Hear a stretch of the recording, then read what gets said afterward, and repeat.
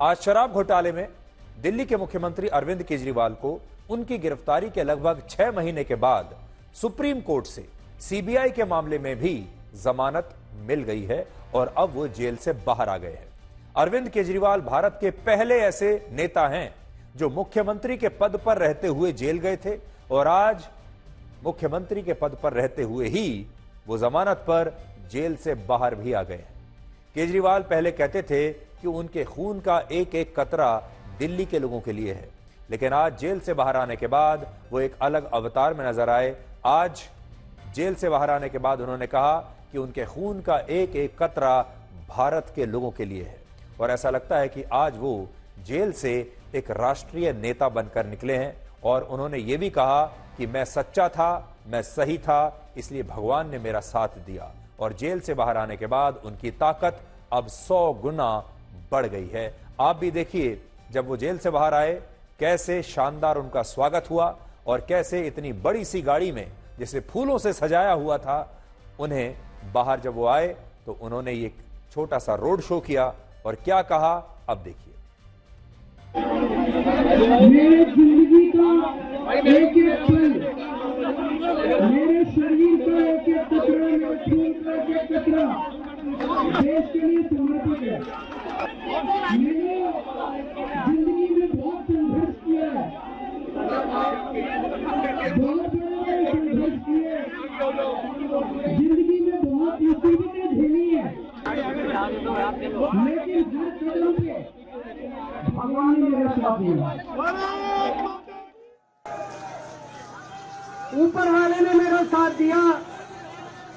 क्यों? क्योंकि मैं सच्चा था, मैं सही था, इसलिए भगवान ने मेरा साथ दिया।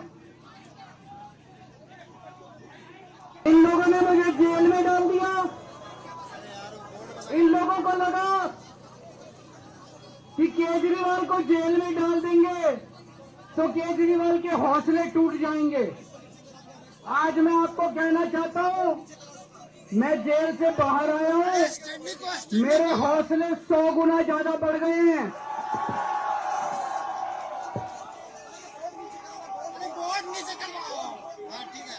मेरी ताकत 100 गुना ज्यादा बढ़ गई है। इनकी जेल की मोटी मोटी दीवारें, इनकी जेल की सलाखें केजरीवाल के हौसले को कमजोर नहीं कर सकती। मैं भगवान से प्रार्थना करता हूं, जैसे आज तक ऊपर वाले ने मेरे को रास्ता दिखाया, ऊपर वाले ने मेरे को ताकत दी, ऐसे ही भगवान मुझे रास्ता दिखाता रहे, मैं देश की सेवा करता रहूं।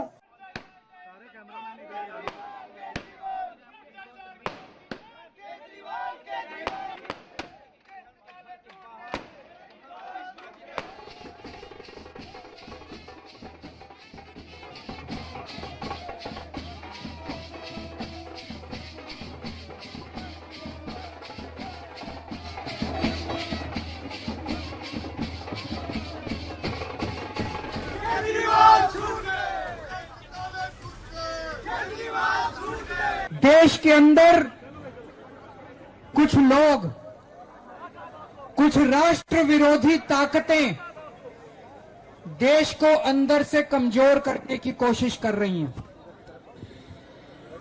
देश को बांटने की कोशिश कर रही हैं, भाई को भाई से लड़ाने की कोशिश कर रही हैं, जुडिशरी को कमजोर करने की कोशिश की जा रही है, न्याय व्यवस्था को कमजोर करने की कोशिश की जा रही है, जजों को डराया धमकाया जा रहा है।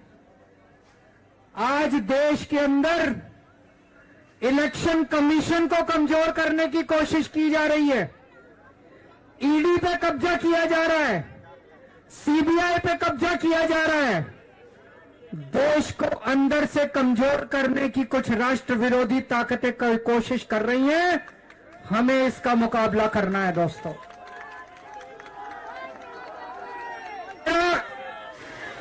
मेरा कसूर यह नहीं है कि मैंने कोई भ्रष्टाचार किया था, मेरा कसूर यह है कि मैंने उन राष्ट्र विरोधी ताकतों के खिलाफ आवाज बुलंद की थी। इसलिए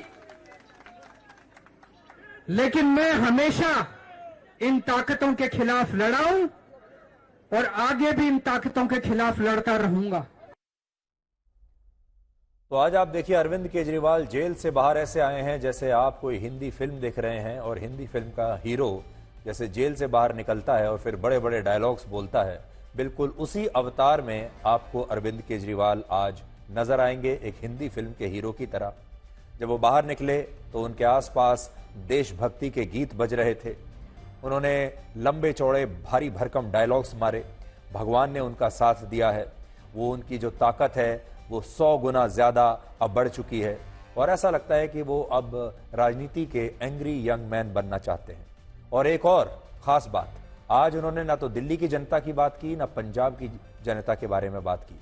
अब वो देश के बारे में बात कर रहे हैं, अब वो राष्ट्र के बारे में बात कर रहे हैं और बिल्कुल उनका जो पूरा टोन है वो ऐसा है जैसे अब वो बहुत बड़े राष्ट्रीय नेता बन चुके हैं। एक और बात उन्होंने कही और उन्होंने कहा कि जजों को डराया धमकाया जा रहा है, लेकिन उन्हें यह भी सोचना चाहिए कि अगर वाकई जज डरे हुए होते तो फिर उन्हें यह जमानत कैसे मिलती।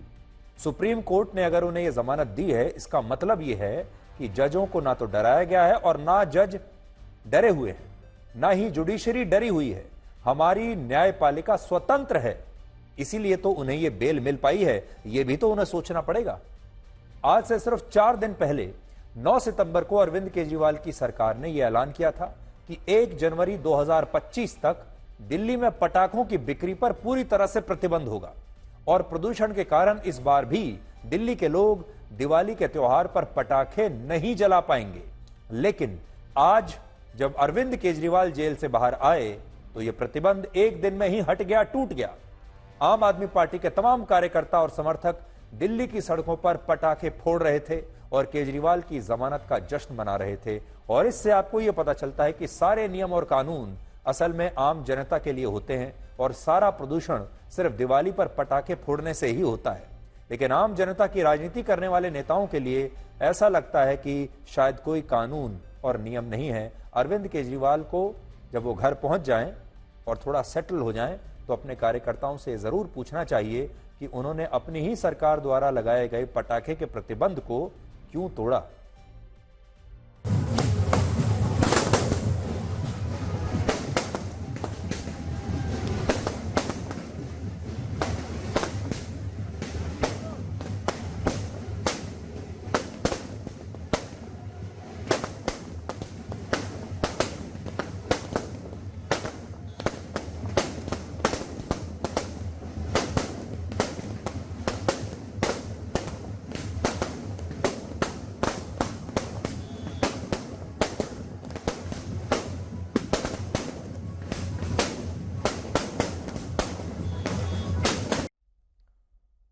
थोड़ी देर के लिए आपको ऐसा लग रहा होगा जैसे मैंने पिछली साल या कुछ वर्ष पहले, पिछले साल का भी नहीं कह सकते आप क्योंकि अब तो पटाखे दिवाली पर जलाने की इजाजत नहीं है, शायद आज से 8-10 साल पहले जैसे पटाखे दिवाली पर जलाए जाते थे, आपको ऐसा लगेगा शायद मैंने 5-10 साल पुराना ये तस्वीर और ये वीडियो निकाला है। लेकिन ये वीडियो पुराने जमाने की दिवाली का नहीं है, ये आज का है।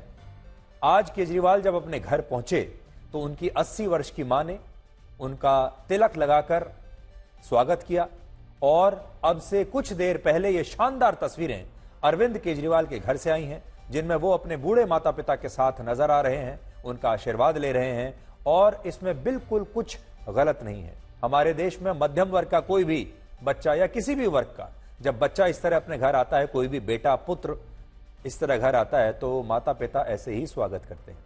लेकिन याद कीजिए जब इसी तरह की तस्वीरें प्रधानमंत्री मोदी की उनकी मां के साथ आया करती थी तो केजरीवाल इसे दिखावा बताते थे और कहते थे कि ये सब कुछ फोटोशूट पब्लिसिटी के लिए हो रहा है, विज्ञापन के लिए हो रहा है। जब ये तस्वीरें प्रधानमंत्री मोदी की अपनी मां के साथ आती थीं तो अरविंद केजरीवाल उनका मजाक उड़ाया करते थे। लेकिन आज उनके घर से क्या तस्वीरें आई हैं, जरा देखिए।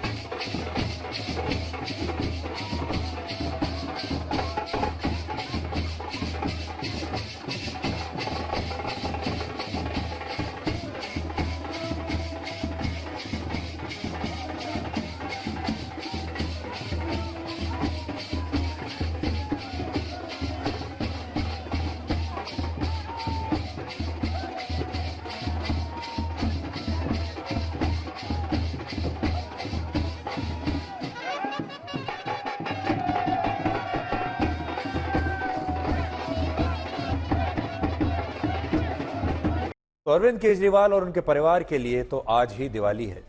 आम आदमी पार्टी का कहना है कि ईडी और सीबीआई ने अरविंद केजरीवाल के खिलाफ जो कार्रवाई की वो नियमों के विरुद्ध थी और इसे आज सुप्रीम कोर्ट ने भी स्वीकार कर लिया है। ऐसा आम आदमी पार्टी के कार्यकर्ता और ये पार्टी सबको बता रहे हैं, जबकि हकीकत यह है कि सुप्रीम कोर्ट का आज का फैसला उन बातों से बहुत अलग है जो बातें आम आदमी पार्टी के नेता देश के लोगों के बीच फैला रहे हैं।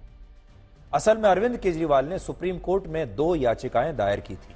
इनमें एक याचिका सीबीआई की गिरफ्तारी के खिलाफ थी और दूसरी याचिका सीबीआई के मामले में जमानत को लेकर थी।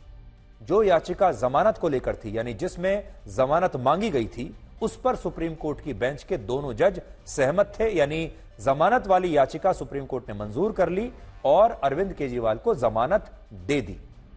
इनमें जस्टिस सूर्यकांत और जस्टिस उज्जवल भुइयां दोनों का यह मानना था कि अरविंद केजरीवाल को जमानत देना नियम के बिल्कुल अनुरूप है, जमानत नियम है जबकि जेल अपवाद है। उनका यह मानना है।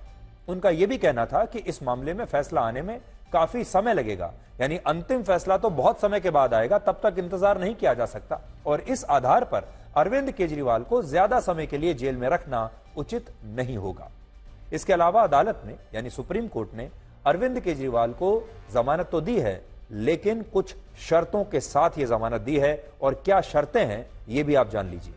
जैसे केजरीवाल मुख्यमंत्री होते हुए भी दिल्ली के मुख्यमंत्री के दफ्तर नहीं जा सकते, किसी फाइल पर हस्ताक्षर नहीं कर सकते, इस मामले में जांच को लेकर कोई बयान नहीं दे सकते और जांच में रुकावट डालने और गवाहों को प्रभावित करने की भी कोशिश नहीं कर सकते। ये जो जांच में कहते हैं कि दबाव नहीं डाल सकते, गवाहों को प्रभावित नहीं कर सकते, ये असल में हर किसी को भी जब जमानत मिलती है तो ये शर्तें आम बात है। ऐसी शर्तें हर बार किसी को भी जमानत देते वक्त लगती ही हैं, तो इसलिए इसमें कोई अलग बात नहीं है कि केजरीवाल के लिए। लेकिन अलग बात यह है कि वो अब अपने दफ्तर, मुख्यमंत्री के दफ्तर नहीं जा पाएंगे और कोई भी फाइल पर हस्ताक्षर नहीं कर पाएंगे। ये वो शर्तें हैं जिनके आधार पर केजरीवाल को इस मामले में रेगुलर बेल मिली है। लेकिन जैसा मैंने आपसे शुरुआत में कहा, आज सुप्रीम कोर्ट को 2 याचिकाओं पर फैसला सुनाना था, जिनमें दूसरी याचिका सीबीआई की गिरफ्तारी के खिलाफ थी और इस मामले में सुप्रीम कोर्ट का फैसला अरविंद केजरीवाल के खिलाफ आया है। यानी 2 याचिकाओं में एक में केजरीवाल की जीत हुई है, यानी जिसमें उन्हें जमानत मिली, और एक में उनकी हार हुई है, जिसमें उन्होंने अपनी गिरफ्तारी को चुनौती दी थी और कहा था कि यह गिरफ्तारी गलत है। सुप्रीम कोर्ट ने अपने आदेश में कहा है कि सीबीआई की गिरफ्तारी नियमों के अनुरूप थी और वो इस गिरफ्तारी को अवैध नहीं मानता। यह बहुत बड़ी बात मैं आपको आज बता रहा हूं। सीबीआई को लेकर, गिरफ्तारी को लेकर जो याचिका थी, उसमें सुप्रीम कोर्ट ने माना है कि यह नियमों के खिलाफ गिरफ्तारी नहीं थी, नियमों के अनुरूप थी और इस याचिका पर दोनों जजों की राय लेकिन बटी हुई थी। जस्टिस सूर्यकांत ने कहा कि नियमों के तहत अगर कोई आरोपी पहले से ही हिरासत में है तो उसे जांच में आवश्यकता पड़ने पर दोबारा गिरफ्तार करना अवैध नहीं है और सीबीआई ने केजरीवाल को गिरफ्तार करके नियमों का उल्लंघन नहीं किया है।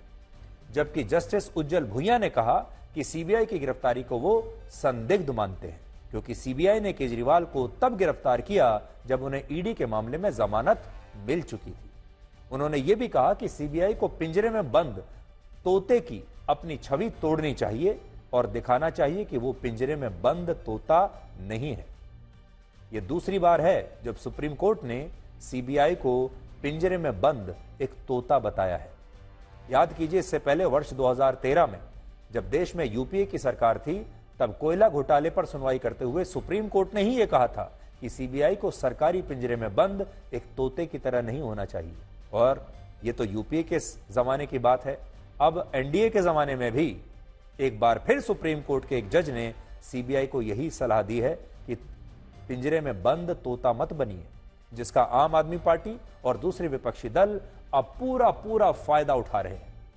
आम आदमी पार्टी लोगों को यह बता रही है कि सुप्रीम कोर्ट ने अरविंद केजरीवाल की सीबीआई द्वारा गिरफ्तारी को वैध माना है, लेकिन वो तोते वाली टिप्पणी का यह कहते हुए इस्तेमाल कर रही है कि केंद्र सरकार विपक्षी नेताओं के खिलाफ जांच एजेंसियों का दुरुपयोग कर रही है। आज आम आदमी पार्टी के नेताओं ने सुप्रीम कोर्ट में हुई इस सुनवाई को लाइव अपने अपने घरों में और अपने अपने दफ्तरों में देखा, क्योंकि अब सुप्रीम कोर्ट में जो सुनवाई होती है उसकी लाइव स्ट्रीमिंग होती है और कोई भी उसे देख सकता है। और अरविंद केजरीवाल को जमानत मिलने का, जैसे ही उन्हें जमानत मिली, इन नेताओं ने जश्न मनाया और इनमें मनीष सिसोदिया और आतिशी की इन तस्वीरों की आज बड़ी चर्चा हो रही है। असल में ये सारे नेता अपने लैपटॉप पर बैठकर सुनवाई को लाइव देख रहे थे और जैसे ही सुप्रीम कोर्ट ने अरविंद केजरीवाल को जमानत दी, वैसे ही उनका रिएक्शन ऐसा है जैसे वर्ल्ड कप के फाइनल मैच में आखिरी बॉल है, भारत को 6 रन चाहिए और भारत की टीम ने छक्का मार दिया हो, बिल्कुल वैसा ही रिएक्शन है। आप देखिए। Considering the global emergency, it could be resolved that we are quite satisfied with the 3 people conditions of the grant of bail.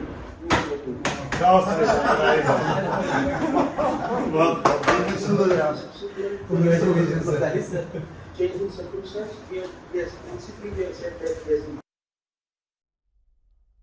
और खास बात यह है कि देखिए, ये सब करते हुए, सुनवाई को देखते हुए इन सारे नेताओं ने अपना वीडियो भी बनवाया। आज मनीष सिसोदिया और संजय सिंह ने आरोप लगाया कि बीजेपी ने सीबीआई और ईडी को तोता मैना बनाकर रख दिया है।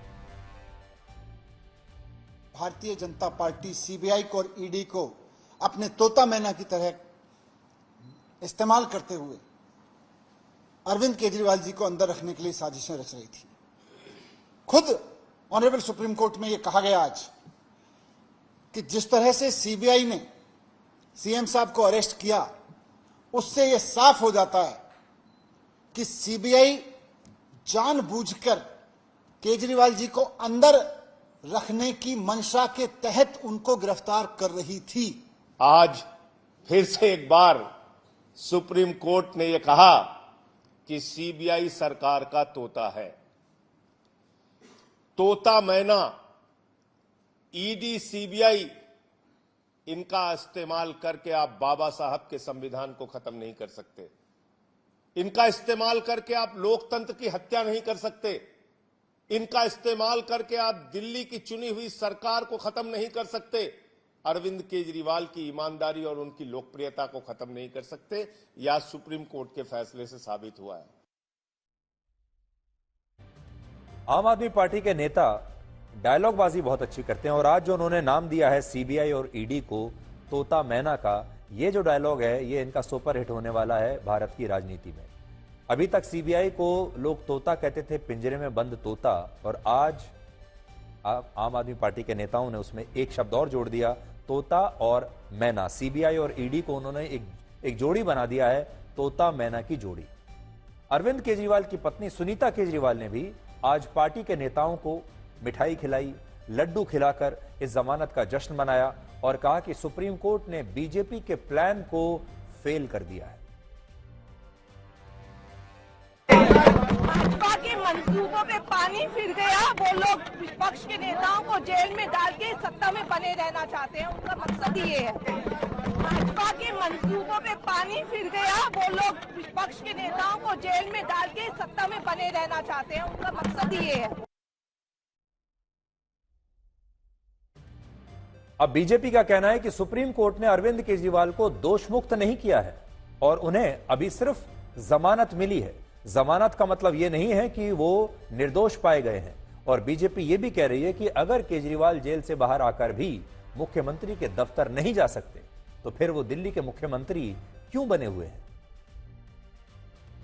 एक बार फिर सुप्रीम कोर्ट ने आज चाहे बेल दी हुई, लेकिन क्योंकि उन्होंने ये पाया है कि अरविंद केजरीवाल जी लिप्त हैं इस शराब घोटाले में, इसीलिए उनको ना तो सीएम के ऑफिस जाने के योग्य समझा गया है, ना किसी फाइल पे साइन करने के योग्य समझा गया है।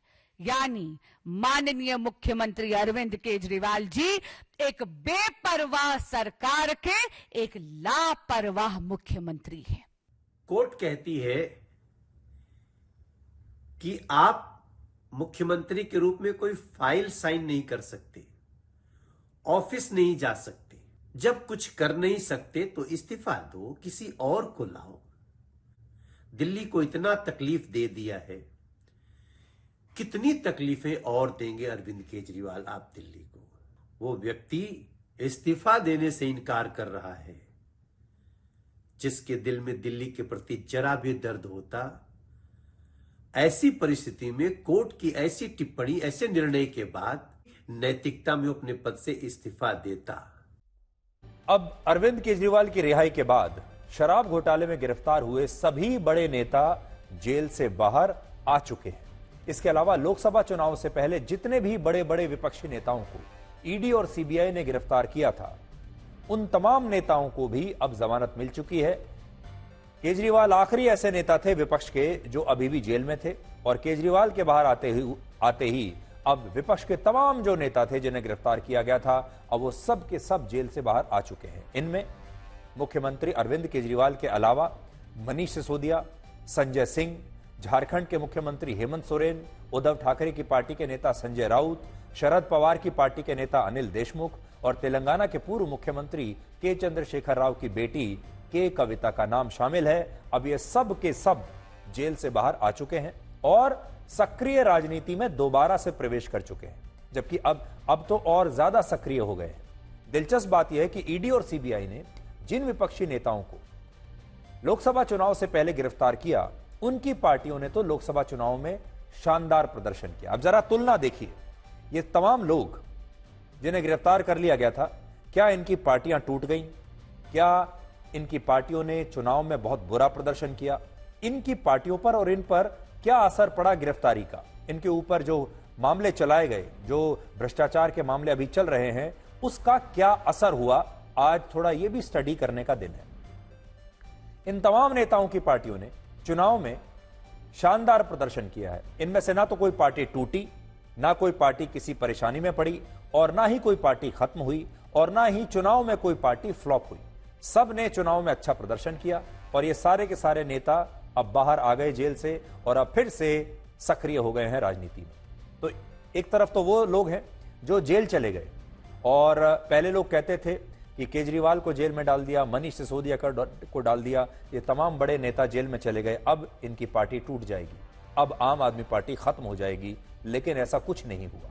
इसी तरह हेमंत सोरेन को जेल में जब गिरफ्तार करके जेल में डाला गया तो यह कहा गया था कि उनकी पार्टी भी अब कमजोर हो जाएगी, टूट जाएगी, सरकार गिर सकती है। वहां भी ऐसा कुछ नहीं हुआ। और जो विपक्षी नेता, आप देखिए दूसरी तरफ, जो विपक्षी नेता अलग अलग मामलों में ईडी और सीबीआई की जांच का सामना करते हुए बीजेपी में शामिल हो गए या बीजेपी के साथ चले गए, गठबंधन कर लिया बीजेपी से, उन नेताओं ने चुनावों में काफी खराब प्रदर्शन किया।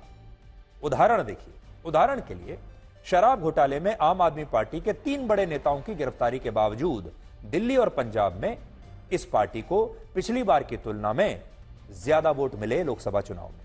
पंजाब में आम आदमी पार्टी का वोट शेयर पिछली बार के मुकाबले 18.52% ज्यादा रहा, जबकि दिल्ली में जहां आम आदमी पार्टी ने कांग्रेस के साथ मिलकर चुनाव लड़ा, वहां उसे पिछली बार से लगभग 6% वोट ज्यादा मिले। यानी दोनों जगह आम आदमी पार्टी को फायदा हुआ, बावजूद इसके कि उसके बड़े बड़े नेताओं को भ्रष्टाचार के आरोप में जेल में डाल दिया गया था। इसी तरह झारखंड में मुख्यमंत्री हेमंत सोरेन की गिरफ्तारी के बावजूद उनकी पार्टी को यानी जेएमएम को इस बार के लोकसभा चुनाव में पिछली बार से लगभग 3% ज्यादा वोट मिले, और झारखंड मुक्ति मोर्चा ने 5 में से 3 सीटों पर चुनाव जीत लिया, जबकि पिछली बार उसने सिर्फ 1 सीट पर चुनाव जीता था। यानी जेएमएम को भी फायदा हुआ हेमंत सोरेन की गिरफ्तारी के बाद, और आम आदमी पार्टी का परफॉर्मेंस जो था वो भी बढ़िया रहा उनके तमाम नेताओं की गिरफ्तारी के बाद। तो ये पार्टियां ना तो टूटी ना कमजोर हुई। इसी तरह संजय राउत और अनिल देशमुख की गिरफ्तारी के बावजूद उनकी पार्टियों ने लोकसभा चुनाव में महाराष्ट्र में अच्छा प्रदर्शन किया। उद्धव ठाकरे और शरद पवार ने अपनी असली पार्टी को खोने के बाद भी अपने असली नाम को खो दिया, चुनाव चिन्ह को खो दिया, उसके बाद भी महाराष्ट्र में एकनाथ शिंदे और अजीत पवार से इन्होंने ज्यादा सीटें जीती। यानी आंकड़े बताते हैं कि जो विपक्षी नेता जेल गए उन्होंने लोकसभा चुनाव में अच्छा प्रदर्शन किया, और जो विपक्षी नेता बीजेपी में गए उन्होंने खराब प्रदर्शन किया। जैसे अजीत पवार की एनसीपी ने 4 में से सिर्फ 1 लोकसभा सीट पर चुनाव जीता, वो अपनी पत्नी सुनेत्रा पवार को भी चुनाव नहीं जिता पाए। अजीत पवार के साथ छगन भुजबल और प्रफुल्ल पटेल जैसे नेता भी बीजेपी के साथ आ गए, लेकिन एनडीए को चुनाव में इसका कोई फायदा नहीं हुआ। बीजेपी को चुनाव में इसका कोई फायदा नहीं हुआ। और जब मुकाबला था अजीत पवार की पत्नी के बीच और शरद पवार की पुत्री सुप्रिया सुले के बीच, तो सुप्रिया सुले जीत गईं और अजीत पवार की पत्नी हार गई। कांग्रेस पार्टी की पूर्व नेता ज्योति मिर्धा, कैप्टन अमरिंदर सिंह के बेटे रणेंद्र सिंह और हेमंत सोरेन की भाभी सीता सोरेन भी चुनावों से पहले बीजेपी में आ गए, लेकिन जनता ने इन नेताओं को भी चुनाव में हरा दिया। महाराष्ट्र के पूर्व मुख्यमंत्री अशोक चव्हाण भी चुनाव से पहले बीजेपी में आ गए और बीजेपी ने उन्हें यह सोचकर राज्यसभा का सांसद बनाया होगा कि वो महाराष्ट्र के नांदेड़ क्षेत्र में उसे लोकसभा का चुनाव जीतने में मदद करेंगे, लेकिन यहां भी बीजेपी नांदेड़ में ही चुनाव हार गई। और इससे यह पता चलता है कि जो विपक्षी नेता जेल गए उन्होंने चुनाव में अच्छा प्रदर्शन किया, उनकी पार्टियां टूटी नहीं बल्कि और मजबूत हो गई। और जो नेता बीजेपी में गए उन्होंने चुनाव में खराब प्रदर्शन किया और इनकम टैक्स, सीबीआई और ईडी की जांच का सामना करने वाले नेता बीजेपी में आकर चुनाव में अच्छा प्रदर्शन नहीं कर पाए। पार्टियां जो कमजोर हुई वो अलग। अब आप ये देखिए कि इस पूरे राजनीतिक घटनाक्रम का, आज के घटनाक्रम का एक ब्लैक एंड व्हाइट विश्लेषण, राजनीतिक विश्लेषण क्या हो सकता है। पहला पॉइंट तो यह है कि आम आदमी पार्टी इसे अपनी जीत बता रही है, लेकिन यह असल में हमारी स्वतंत्र न्यायपालिका की जीत है। यह जीत किसकी है? यह जीत है हमारी जुडिशरी की, यह जीत है सुप्रीम कोर्ट की, यह जीत है हमारे जजों की। कल तक जो लोग यह आरोप लगा रहे थे कि चीफ जस्टिस डीवाई चंद्रचूड़ और प्रधानमंत्री मोदी के बीच कोई सेटिंग हो गई है, अब सुप्रीम कोर्ट निष्पक्ष नहीं रह गई है क्योंकि इन दोनों ने मिलकर गणेश पूजा कर ली है। आज उन लोगों को यह जवाब मिल गया होगा कि सुप्रीम कोर्ट बिल्कुल स्वतंत्र है और सुप्रीम कोर्ट वही करता है जो सही है। आज इन लोगों को सब जवाब मिल गया होगा जो इस तस्वीर पर सवाल उठा रहे थे, क्योंकि इस तस्वीर के 2 दिन के बाद ही वही सुप्रीम कोर्ट अरविंद केजरीवाल को जमानत दे देता है। दूसरा, केजरीवाल विपक्ष के आखिरी नेता थे जो जेल में थे और उनकी जमानत के बाद हाल ही में गिरफ्तार हुए सारे विपक्षी नेता अब जेल से बाहर आ चुके हैं और राजनीति में फिर से सक्रिय हैं और इस बार तो वो पहले से भी ज्यादा सक्रिय होंगे। तीसरा, अपने तमाम बड़े नेताओं की गिरफ्तारी के बावजूद आम आदमी पार्टी न तो टूटी, न ही चुनाव में उसके प्रदर्शन में कोई गिरावट आई। चौथा, केजरीवाल अब हर मंच पर, अपने हर इंटरव्यू में, अपने हर भाषण में लोगों को सिर्फ यह बताएंगे ये जमानत नहीं बल्कि क्लीन चिट है और बीजेपी की साजिश हार गई और वो जीत गए। आज से ही उन्होंने डायलॉग मारने शुरू कर दिए हैं कि मेरी ताकत 100 गुना ज्यादा बढ़ गई है, भगवान मेरे साथ है, और अब वो एक राष्ट्रीय नेता बनने की कोशिश करेंगे। पांचवा, विपक्षी नेताओं ने देश में एक ऐसा माहौल तैयार कर दिया है दुष्प्रचार करके, जिससे इनकम टैक्स, ईडी और सीबीआई जैसी जांच एजेंसियां अब भविष्य में किसी भी विपक्षी नेता पर कोई कार्रवाई करने से पहले एक अजीब सा दबाव महसूस करेंगी और अगली बार जब कोई विपक्षी नेता गिरफ्तार होगा भी तो यह मामला अदालत में पहुंचने से पहले ही उस केस को झूठा साबित कर दिया जाएगा। इस तरह का दुष्प्रचार अब होने लगा है और विपक्षी नेताओं ने इतनी बयानबाजी करके, सोशल मीडिया का इतना इस्तेमाल करके एक ऐसा माहौल बना दिया है कि जांच एजेंसियां जिस भी विपक्षी नेता को पकड़ती हैं भ्रष्टाचार के आरोप में, ऐसा माहौल बना दिया जाता है जैसे ये सब कुछ एक षड्यंत्र है और अब जांच एजेंसियां भी कहीं ना कहीं किसी दबाव में आ गई होंगी। और यह हमारे देश के लिए बहुत दुर्भाग्य की बात है जब जांच एजेंसियों पर सवाल उठने लगे और जांच एजेंसियों को भी यह लगने लगे कि भाई विपक्ष के नेता को मत पकड़ना, नहीं तो बहुत दबाव आ जाएगा।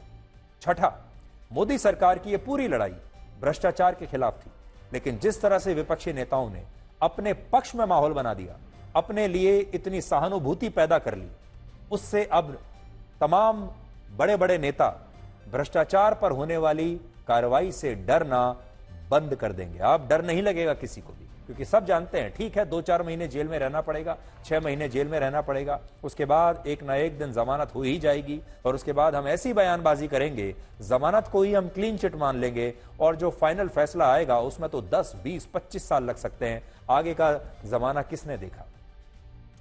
और वो मैं क्यों कह रहा हूं, हमारे देश में भ्रष्टाचार के ज्यादातर राजनीतिक मामले सिर्फ तारीखों का इंतजार करते ही रह जाते हैं और इन मामलों में बहुत कम इंसाफ हो पाता है। कुछ उदाहरण आज मैं आपको दे रहा हूं। कॉमनवेल्थ गेम्स घोटाला आपने सुना होगा, कितना बड़ा घोटाला था। इस पर महीनों तक टीवी चैनल्स पर डिबेट होती रही।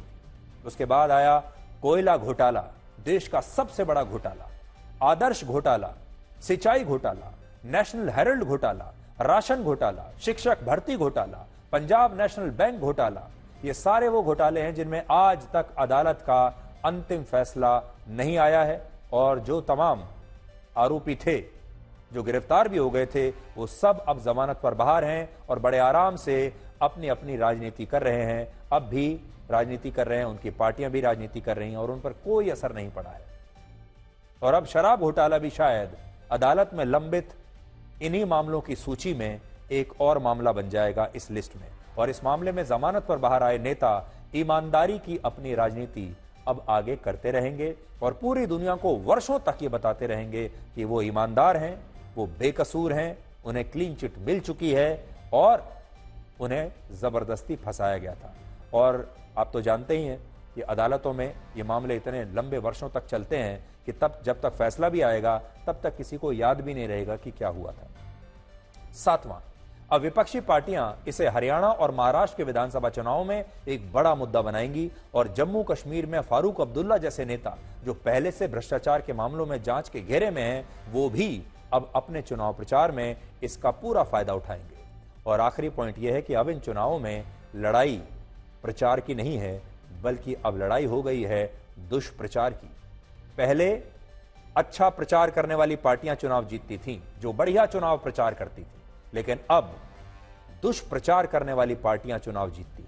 अब प्रचार नहीं बल्कि दुष्प्रचार का जमाना है। और इससे भी बड़ी बात यह है कि इस मामले में केजरीवाल का इस्तीफा न देने का दांव बिल्कुल सही बैठा। आज देश के तमाम नेताओं को अरविंद केजरीवाल को अपना गुरु मान लेना चाहिए, क्योंकि अरविंद केजरीवाल पहले दिन से अड़े रहे कि वो मुख्यमंत्री के पद से अपना इस्तीफा नहीं देंगे, चाहे अरेस्ट कर लो, चाहे कितने भी दिन जेल में बैठा लो, इस्तीफा नहीं देंगे। देखिए, उनके सामने हेमंत सोरेन जो हैं, उन्होंने गिरफ्तार होने से पहले ही इस्तीफा दे दिया था और आज हेमंत सोरेन को लगता होगा कि उन्होंने गलत किया। केजरीवाल ने पूरे देश को दिखा दिया, सारे नेताओं को दिखा दिया कि अगली बार जब कोई मुख्यमंत्री गिरफ्तार हो तो उसे इस्तीफा देने की कोई आवश्यकता नहीं है। और मुझे नहीं लगता कि इसके बाद अगर कोई मंत्री या कोई मुख्यमंत्री गिरफ्तार होता है भ्रष्टाचार के आरोप में, तो फिर वो कभी इस्तीफा देगा। अब अरविंद केजरीवाल ने यह गलतफहमी दूर कर दी है और उनका इस्तीफा न देने का जो दांव था वो बिल्कुल सही बैठा है। खुशी की बात है कि हमारे इंडिया अलायंस के एक लीडर को जो है बेल मिला है। साजिश के तहत जो है केस मुकदमा किया गया था।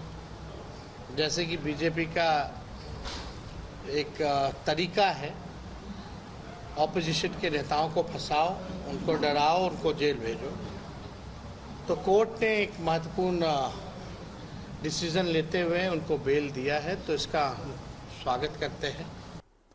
केजरीवाल जी का ये जो फैसला आया है काफ़ी विस्तार से है, सारे पहलुओं पर विचार करने के बाद ही ये फैसला आया है। क्योंकि ये सर्वोच्च न्यायालय का सर्वसम्मत का फैसला है, इसलिए हम इसका स्वागत करते हैं और कहना चाहते हैं भाजपा इससे सबक सीखे। मोदी जी, आपकी सरकार सबक सीखे। लोकतंत्र में विरोधी नेताओं को इस तरह प्रताड़ित करना लोकतंत्र के लिए उचित नहीं है। हम सब के लिए, पूरे आम आदमी पार्टी के परिवार के लिए आज एक बड़ा दिन है, लोकतंत्र के लिए एक बड़ा दिन है। जिस प्रकार से आज संविधान की जीत हुई है, न्याय की जीत हुई है और इस देश के सबसे बड़े न्याय कमीशन ने अरविंद केजरीवाल जी को फौरन रिहा करने का आदेश दिया है, इसके लिए हम सुप्रीम कोर्ट की गहराइयों से सुप्रीम कोर्ट का शुक्रिया अदा करते हैं। कि कोई भी जमानत जो है किसी भी आरोपी को दोष मुक्त होने का प्रमाण पत्र नहीं है, सर्टिफिकेट नहीं है, आदेश नहीं है। तो कोर्ट ने जमानत दी है, सुप्रीम कोर्ट ने जमानत दी है, तो क्या उनको दोष मुक्त घोषित कर दिया है क्या? उनके ऊपर जो आरोप लगे हैं वो आरोप मुक्त हो गए हैं क्या? इतनी तो ABCD जिनको मोहल्ले का भी जो समझ रखते हैं वो भी जानते हैं, ये तो मुल्क के नेता बने हुए घूम रहे हैं, मोहल्ले की समझ भी नहीं रख रहे हैं। आम आदमी पार्टी ने बार बार कहा कि चाहे ईडी हो, चाहे सीबीआई हो, ये भारतीय जनता पार्टी की तानाशाह सरकार के सिर्फ और सिर्फ राजनीतिक हथियार है। लेकिन कल तक ये बात सिर्फ आम आदमी पार्टी कहती थी। आज इस बात को देश की सुप्रीम कोर्ट ने भी कह दिया कि सीबीआई ने सिर्फ और सिर्फ अरविंद केजरीवाल जी को गिरफ्तार किया क्योंकि उनको पता था कि ईडी से बेल मिल गई है। आम आदमी पार्टी जो एक जमानती क्लब बन चुका है, उसमें अरविंद केजरीवाल का भी स्वागत है। माननीय सुप्रीम कोर्ट ने आज बहुत गंभीर टिप्पणी की है। उन्होंने कहा है कि अरविंद केजरीवाल की गिरफ्तारी लीगल थी, और अगर गिरफ्तारी लीगल थी तो इसका मतलब जांच एजेंसी ने जो तथ्य और जो सबूत शराब घोटाले में माननीय कोर्ट के सामने रखे, कोर्ट उससे संतुष्ट है। इनको भी जमानत मिली थी, लेकिन बाद में कन्विक्शन हुआ तो जेल में सजा काटनी पड़ी। तो अरविंद केजरीवाल भी कोई अपवाद नहीं है।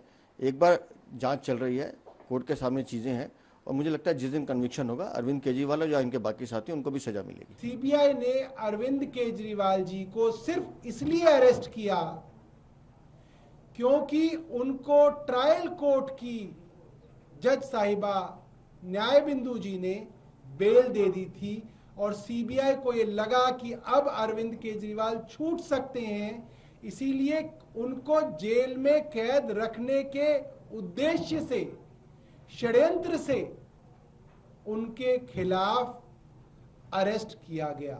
ये बात सुप्रीम कोर्ट ने कही, ये बहुत बड़ी बात है। और ये कहना गलत नहीं होगा, जेल वाला सीएम अब बेल वाला सीएम हो गया है। जो अरविंद केजरीवाल राजनीति में आकर कहते थे कि अगर किसी नेता पर आरोप लग जाए तो इस्तीफा दे दे, यहां 6 महीने तक जेल में रहकर आए और आज कंडीशनल बेल मिलने पर भी इस्तीफा नहीं दिया है। तो अब अगर आप देखेंगे तो भारत की राजनीति से नैतिकता अब बिल्कुल समाप्त होती जा रही है। एक जमाना था जब नैतिकता के आधार पर हमारे देश के कई बड़े नेता इस्तीफा दे दिया करते थे। जैसे ही कोई छोटा सा भी आरोप लगता था, चाहे वो अदालत में सिद्ध हुआ है या नहीं हुआ है, उस जमाने में नेता तुरंत इस्तीफा दे दिया करते थे। लेकिन अब वो नैतिकता दिखाई नहीं देती। और सबसे बड़ी बात यह है, जो हमारे देश के लोगों के लिए एक बहुत बड़ा दुर्भाग्य है कि अब भ्रष्टाचार को लेकर, भ्रष्टाचार पर होने वाले मामलों को लेकर एक इस तरह का माहौल पैदा कर दिया गया है कि अब आगे भविष्य में किसी नेता पर कोई भ्रष्टाचार का आरोप लगेगा भी, उस पर कोई कार्रवाई अगर होगी भी, तो देश के लोगों को कभी यह नहीं पता चलेगा कि यह मामला सही है या ये मामला गलत है। और अब हर उस मामले की सुनवाई प्रेस कॉन्फ्रेंस के जरिए होती है और हर पार्टी अपनी राय उस मामले पर लोगों तक पहुंचा देती है प्रेस कॉन्फ्रेंस और बयानों के जरिए, और जनता कंफ्यूज हो जाती है ये जानने के लिए कि ये आरोप सही हैं या गलत। जैसे आज आप भी कंफ्यूज होंगे इस बात पर लेकर कि केजरीवाल दोषी हैं या नहीं, और ये जानने के लिए लोग अदालत का फैसले का इंतजार नहीं करेंगे, सिर्फ टीवी और बयानों के आधार पर मन बना लेंगे। और अभी मैंने आपको दिखाया कि कौन कौन सा नेता कितने कितने दिन जेल में रहा है। एक बार आप फिर से जरा देख लीजिए। अरविंद केजरीवाल 177 दिन जेल में रहे हैं, मनीष सिसोदिया 510 दिन रहे हैं, संजय सिंह 181 दिन रहे हैं, के कविता 150 दिन रही है। और सबसे बड़ी बात यह कि केजरीवाल अब बाहर आ गए हैं, और ऐसे समय में जेल से बाहर आए हैं जब हरियाणा का चुनाव होने ही वाला है, और आम आदमी पार्टी अब हरियाणा के चुनाव में बहुत सक्रिय भूमिका निभाएगी। अरविंद केजरीवाल खुद हरियाणा से हैं, इसलिए वो चुनाव प्रचार वहां जबरदस्त तरीके से करेंगे। कांग्रेस के साथ उनका गठबंधन नहीं हो पाया। अब बड़ी बात देखने वाली यह है कि अरविंद केजरीवाल को, यानी उनकी पार्टी को, हरियाणा में कितने वोट मिलते हैं, और ये वोट वो बीजेपी के वोट काटेंगे या कांग्रेस पार्टी के वोट काटेंगे, ये अब देखने वाली बात होगी।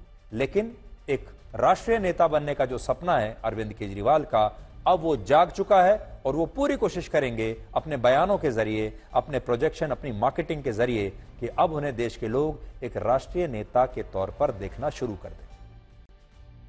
अब हम आम जनता की बात करते हैं, तो नेताओं की बातें हैं, बड़ी बड़ी बातें हैं। नेता हर फैसले को अपने हिसाब से घुमा लेते हैं, उनकी नैतिकता अलग है, आम जनता की नैतिकता अलग है, उनके जीवन की चुनौतियां अलग हैं और जनता के जीवन की चुनौतियां अलग अलग हैं। अब देखिए कि हमारे देश की आम जनता के साथ क्या होता है और भ्रष्टाचार का असर कैसे लोगों पर पड़ता है। क्योंकि अब हम उस पुल की पोल खोलेंगे जिसे बनाने पर 42 करोड़ रुपए का खर्च आया, लेकिन अब इसे तोड़ने पर 52 करोड़ रुपए खर्च किए जा रहे हैं। यह पुल अहमदाबाद के हाटकेश्वर इलाके में है, जिसका निर्माण वर्ष 2017 में हुआ था। अजय इंफ्रा नाम की जिस प्राइवेट कंपनी ने इस पुल का निर्माण किया, उसका दावा था कि यह पुल 10-20 साल नहीं बल्कि 100 साल तक चलेगा। ऐसा पुल बनाया है हमने जो 100 साल तक चलेगा, इतना मजबूत पुल, ऐसा दावा था कंपनी का। अहमदाबाद नगर निगम के अधिकारियों ने भी दावा किया कि यह पुल इस इलाके में ट्रैफिक जैम की समस्या को हमेशा के लिए खत्म कर देगा। लेकिन जिस पुल को लोगों की समस्याएं कम करनी थी, जिसे 100 साल तक चलना था, वही पुल लोगों के लिए सबसे बड़ी समस्या बन गया और इस पुल ने सिर्फ 5 वर्षों में ही दम तोड़ दिया। 100 साल चलने वाला पुल 5 वर्षों में ही बेकार हो गया। वर्ष 2022 की ऑडिट रिपोर्ट में पता चला कि यह पुल 100 साल तो दूर अब 100 दिन भी नहीं चल सकता और नगर निगम को इसे आम लोगों के लिए तत्काल प्रभाव से बंद कर देना चाहिए, ऐसा ऑडिट रिपोर्ट ने लिखा। ऑडिट रिपोर्ट कहती है कि इस पुल के निर्माण की गुणवत्ता में कई तरह की धांधलियां हुई हैं, इसकी क्वालिटी बहुत खराब है। इससे इस पुल की हालत 5 वर्षों में ही जर्जर हो गई और इसे वर्ष 2022 में नगर निगम द्वारा आम लोगों के लिए बंद करना पड़ा और अब इस पुल को इसी महीने से तोड़ने का काम शुरू हो जाएगा और इस पुल को तोड़ने पर 52 करोड़ रुपए का खर्चा आएगा, जबकि इस पुल को बनाने के लिए 42 करोड़ रुपया लगा था। तो बनाने में 42 करोड़ लगे और अब इसे तोड़ने में 52 करोड़ लगेंगे और 5 साल में इस पुल ने दम तोड़ दिया। इसीलिए हम कहते हैं कि हमारे देश में इंफ्रास्ट्रक्चर जो है, यह सबसे बड़ा फ्रॉड है। गुजरात में पिछले 26 वर्षों से बीजेपी की सरकार है। अहमदाबाद नगर निगम में भी पिछले 19 वर्षों से बीजेपी का ही शासन है। इसलिए लोग इस मुद्दे पर बीजेपी से भी काफी नाराज हैं और वो अपनी जिम्मेदारी से बच नहीं सकते। हालांकि अहमदाबाद नगर निगम का कहना है कि इस पुल को तोड़ने पर जो 52 करोड़ रुपए खर्च हो रहे हैं, उसकी वसूली वो उसी कंपनी से करेगी जिसने इस घटिया क्वालिटी के पुल का निर्माण किया था। यह पैसा भी उससे ही लिया जाएगा। अहमदाबाद के जर्जरित हाटकेश्वर ब्रिज पर फिलहाल मेरी मौजूदगी है। यह ब्रिज साल 2017 के अंदर अजय इंफ्रा नाम की कंपनी की तरफ से बनाया गया। अहमदाबाद नगर निगम की तरफ से जब यह ब्रिज का निर्माण किया गया, उस वक्त अजय इंफ्रा की तरफ से दावा किया गया था कि ये ब्रिज की आयु आने वाले 100 साल तक की रहेगी। लेकिन साल 2022 के अंदर ये ब्रिज जर्जरित घोषित करना पड़ा। ब्रिज निर्माण के अपने 5 ही साल में जर्जरित घोषित हो गया। मैं मेरे सहयोगी साजिद जी से भी कहूंगा, आपको जो दृश्य हैं वो भी दिखाएंगे, क्योंकि इसमें जो गिट्टी का इस्तेमाल किया गया उसकी साइज देखकर अंदाजा लगा सकते हैं। जिस प्रकार से मिट्टी इसमें हाथ में आ रही है, आप देख के अंदाजा लगा सकते हैं कि इस ब्रिज की किस प्रकार की गुणवत्ता और खास करके किस प्रकार के मटेरियल का इस्तेमाल करके इस ब्रिज का निर्माण किया गया, किस प्रकार का भ्रष्टाचार इस ब्रिज को बनाने के लिए अजय इंफ्रा के द्वारा किया गया होगा। 42 करोड़ की लागत से साल 2017 में इस ब्रिज का निर्माण किया गया। साल 2022 में जब इस ब्रिज की स्टेबिलिटी को लेकर सवाल उठे, तब प्रशासन की तरफ से अलग अलग जगह से इस ब्रिज की स्टेबिलिटी रिपोर्ट करवाई गई। सारे रिपोर्ट में पाया गया कि ये ब्रिज किसी भी प्रकार की आवाजाही के लिए सुरक्षित नहीं है। अब जब 52 करोड़ रुपए के खर्च से वर्क ऑर्डर राजस्थान की कंपनी की तरफ से लिया जा रहा है, तब जो खर्च आने वाला है इस ब्रिज को तोड़ने के लिए वो ब्लैक लिस्ट कर दी गई। अजय इंफ्रा जिसने ये ब्रिज साल 2017 में बनाया था, उसी से। अब हम आपको ये बताएंगे, ये भी बड़ी चौंकाने वाली खबर है कि हार्ट अटैक का क्या बेरोजगारी से कोई कनेक्शन है और क्या भारत के बेरोजगारों में हार्ट अटैक के मामले तेजी से बढ़ रहे हैं। हाल के कुछ महीनों में स्वास्थ्य मंत्रालय को ऐसी शिकायतें मिली कि भारत में कोविड की वैक्सीन के कारण लोगों में हार्ट अटैक के मामले बढ़ रहे हैं, जिस पर Indian council of medical research ने एक स्टडी की और अब इसमें कुछ नई चौंकाने वाली बातें पता चली। इसमें पता चला कि जो लोग बेरोजगार हैं उनमें हृदय रोग, हाई ब्लड प्रेशर और टाइप 2 डायबिटीज का खतरा ज्यादा होता है और आने वाले 10 वर्षों में 4.5% बेरोजगारों को हृदय रोग का गंभीर खतरा हो सकता है, क्योंकि जो लोग बेरोजगार हैं वो ज्यादा चिंता करते हैं, ज्यादा अवसाद में रहते हैं, उन्हें मानसिक तनाव भी ज्यादा होता है बेरोजगारी की वजह से और बेरोजगारों को नींद भी ठीक से नहीं आती और इसका कारण भी यही होता है कि उनका मानसिक अवसाद उनके स्लीपिंग पैटर्न को खराब कर देता है और इससे उनके हार्ट की फंक्शनिंग पर सीधा असर पड़ता है। भारत में बेरोजगारी को एक आर्थिक समस्या समझा जाता है, लेकिन दुनिया में इसे आर्थिक से ज्यादा मानसिक और शारीरिक समस्या माना जाता है, यानी ये एक बीमारी का रूप भी ले सकती है। अमेरिका में इसी साल इस विषय पर एक स्टडी हुई जिससे पता चला कि जिन लोगों के पास नौकरी और रोजगार होता है, ऐसे लोगों का दिल बेरोजगार लोगों की तुलना में ज्यादा स्वस्थ और फिट होता है। बेरोजगारों के अवसाद और मानसिक तनाव का सबसे बड़ा कारण होता है समाज से मिलने वाले ताने और अपमान। और यह बात आपको कड़वी लगेगी, लेकिन सच यही है कि अगर एक परिवार में भी 2 बेटे हैं और इनमें एक बेटा कमाता है और दूसरा बेरोजगार है, तो कमाने वाले बेटे से परिवार ज्यादा बातें पूछता है, उससे पूछकर काम होता है। और जो कमाने वाला बेटा होता है या जो ज्यादा कमाने वाला पुत्र होता है, उसका परिवार में ज्यादा महत्व हो जाता है। और जो कमाता नहीं है बेटा, उसे सिर्फ ताने सुनने को मिलते हैं। तो बेरोजगारी भी हार्ट अटैक का एक बड़ा कारण बन सकती है। इसलिए आपके आसपास अगर कोई ऐसा व्यक्ति है जो बेरोजगार है, जो अभी फिलहाल एक ऐसे दौर से गुजर रहा है, तो उसे सपोर्ट कीजिए, उसे मानसिक तनाव से बाहर निकालने की कोशिश कीजिए, क्योंकि मामला सिर्फ बेरोजगारी और पैसे का नहीं है। मामला शरीर तक आ जाता है, दिल तक आ जाता है और हार्ट अटैक तक चला जाता है। जिंदगी जीनी है तो तकलीफ तो होगी ही, वरना मरने के बाद तो जलने का भी एहसास नहीं होता।